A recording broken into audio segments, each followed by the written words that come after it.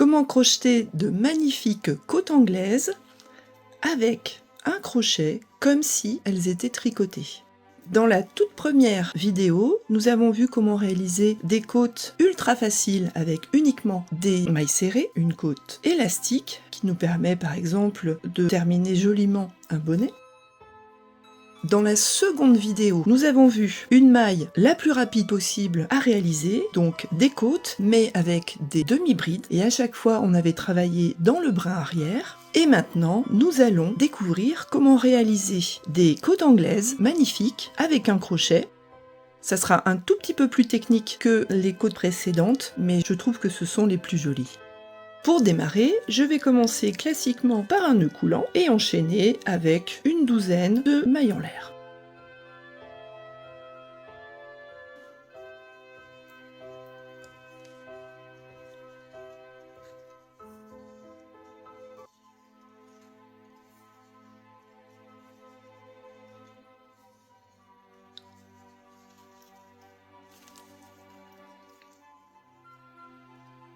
J'en fais une 13e pour pouvoir tourner.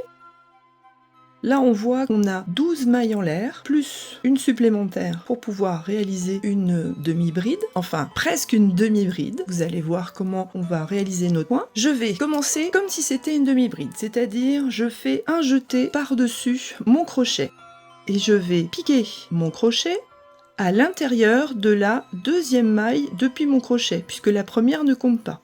Donc je pique ici, mais dans le brin arrière, et je fais un jeté, je ramène mon fil, et là, plutôt que de refaire un jeté et de passer à travers les 3 boucles d'une demi-bride, eh bien c'est cette boucle-là que je vais serrer un petit peu avec mon doigt ici de la main opposée, de manière à ce que mon crochet puisse attraper ce brin de laine là, et qu'il puisse glisser sous les 2 autres. Donc vous voyez que c'est un tout petit peu plus technique que ce qu'on a vu auparavant, mais c'est tout à fait faisable, même pour des débutants. Il faut prendre le coup de main, évidemment. Les premières, ça sera un petit peu difficile, mais après vous verrez que ça s'enchaîne très bien. La seule chose à laquelle il faut faire attention, c'est de rester un petit peu souple sur nos boucles ici, et bien serrer la 3e.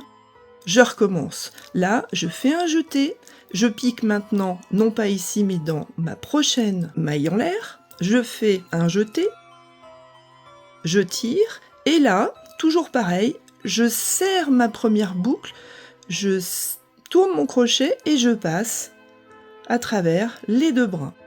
Et je recommence comme ça jusqu'à la fin de mon rang.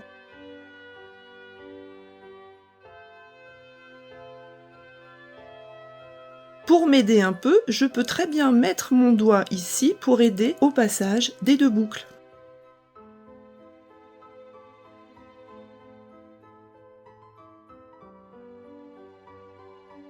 Petite précision, quand vous faites votre jeté, ça vous savez très bien le faire, vous passez ici. Ici, si vous avez l'habitude de réaliser des mailles de type amigurumi, vous pouvez avoir envie de passer votre crochet par-dessus le brin de laine. Je vous le déconseille fortement, je vous montre ce que ça fait. Vous voyez ici, si on fait ça comme ça, on va avoir une boucle qui va être mal tenue et ça va être très difficile de l'attraper et de la faire passer. Donc, je vous conseille de faire le jeté normal, piquer, refaire un jeté avec le crochet qui passe sous le brin de laine, ramener ici, et vous voyez que le brin de laine est très bien positionné pour être attrapé et glissé au milieu des 2 autres. On continue.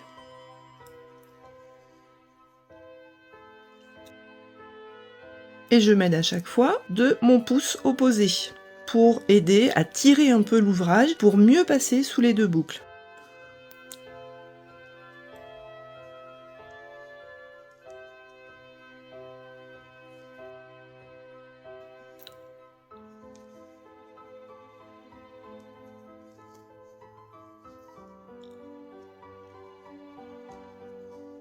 Je vais lentement pour que vous puissiez suivre jusqu'au bout du rang.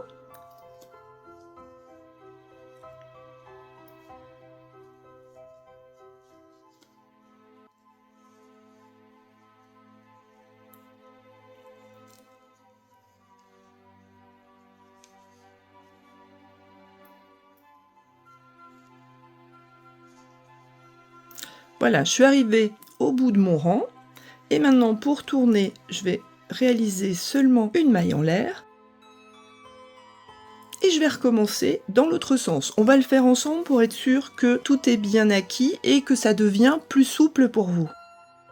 Donc je fais mon jeté, je pique dans ma maille, je refais un jeté, je passe dessous, je tiens avec mon doigt et je passe mon crochet au milieu des deux mailles.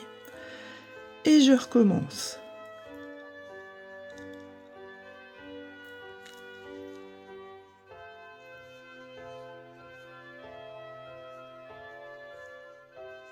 Et en fait, je vais réaliser cette maille-là pendant tout le reste de mon ouvrage, uniquement dans le brin arrière, comme auparavant, comme dans les deux autres types de côtes qu'on a réalisés dans les deux vidéos précédentes.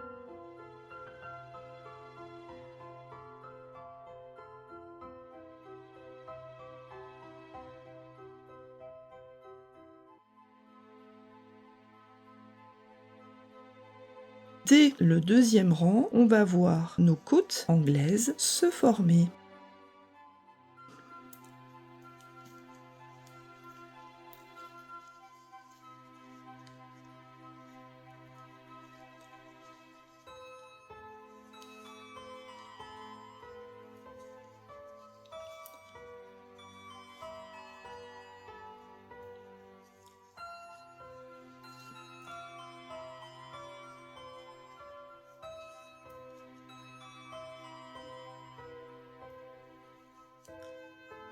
Voilà, on vérifie qu'on est bien allé jusqu'au bout du rang et qu'on a ici la même hauteur.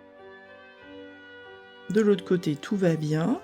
Et on voit qu'ici, on a nos deux côtes anglaises qui sont côte à côte, qui viennent de se former. Bon, de l'autre côté, on ne voit pas encore assez. On va continuer un troisième rang pour le voir apparaître.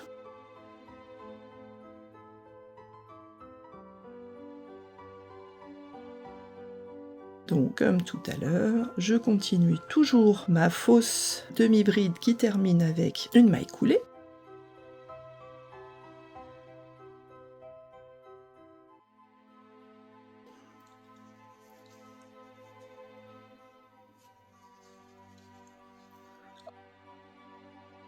En restant souple, parce que si vous travaillez de façon très serrée, ça sera très difficile de faire passer votre crochet. Là, j'ai une laine que normalement je pourrais travailler facilement avec un crochet de 4, mais j'ai préféré utiliser un crochet de 5 mm de manière à avoir un ouvrage moins serré, plus souple.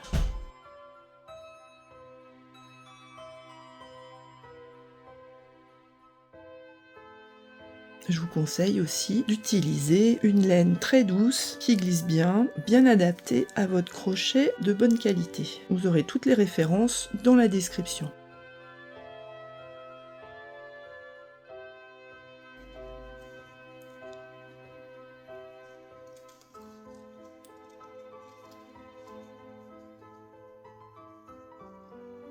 Il faut que je tire bien pour pouvoir passer. Voilà. Et la dernière, ici, on voit que c'est bien ce dernier brin.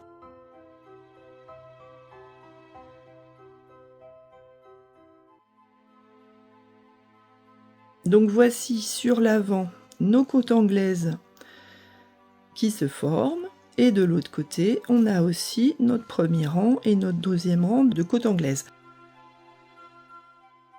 Au fur et à mesure que l'ouvrage va progresser, la tension du fil, vous allez vous adapter, vous allez comprendre comment mieux gérer la première et les deux autres boucles, et votre maille va devenir de plus en plus régulière. Au fur et à mesure que vous allez vous entraîner, ça va devenir régulier. Je ne vous cache pas que c'est beaucoup plus technique qu'une maille serrée classique ou qu'une demi-bride classique. On se retrouve dans quelques rangs à la fin de l'ouvrage. Ici, j'ai avancé de quelques rangs et on voit qu'on a bien nos côtes qui sont régulières une fois sur deux et que de l'autre côté, on a aussi de très jolies côtes bien régulières. Donc ça a le mérite de pouvoir réaliser un ouvrage au crochet qui ressemble au tricot et qui est aussi beau qu'au tricot. Donc vous avez une maille élastique dans ce sens-là, mais vous pouvez envisager une élasticité aussi dans celui-là. Dans la prochaine vidéo, nous verrons comment réaliser des côtes de 2, c'est-à-dire que notre ouvrage aura 2 jolies côtes comme ça, mais resserrées l'une à côté de l'autre, la zone intermédiaire entre 2 côtes sera un petit peu plus large. Donc on aura vraiment 2 côtes, une zone un peu plus large, 2 côtes, une zone un petit peu plus large, ce qu'on appelle les côtes de 2. À très bientôt!